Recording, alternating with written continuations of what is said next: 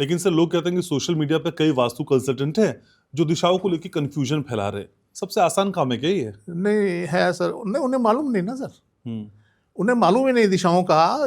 जो दिशाओं की बात करते हैं, 16 दिशाएं, 32 दिशाओं की बात करते हैं, उन्हें मालूम ही नहीं।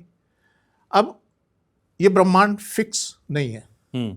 आप ये पहली बात मान लीजिए कि ब्रह्मांड फिक्स नहीं है, ये घूमता है, पूरा ब्रह्मांड घूम रहा है, उसके अंदर हर चीज़ चलायमान है। उसी तरीके से जो हमारी दिशाएं हैं वो भी फिक्स नहीं है।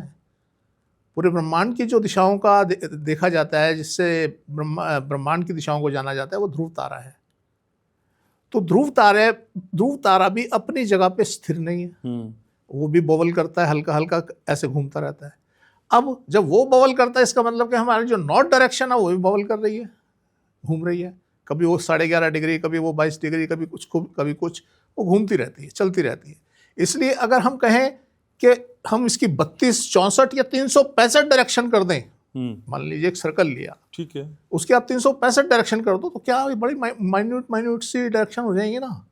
तो आपकी वो डायरेक्शन कहाँ रह गई जो आपने फिक्स की कि जी ये डायरेक्शन यहाँ है? वो पता चला 1 हफ्ते बाद इधर आ गई, 2 हफ्ते बाद फिर इधर आ गई, 6 महीने के बाद उधर चली गई, फिर 6 महीने के बाद इधर आ गई, तो फिक्स नहीं हुई। अब हम जब डायरेक्शन की बात करते हैं, हम क्या करते हैं, 8 डायरेक्शन को कंसिडर करते हैं। 8 डायरेक्शन के 45 डिग्री की एक डायरेक्शन होती है।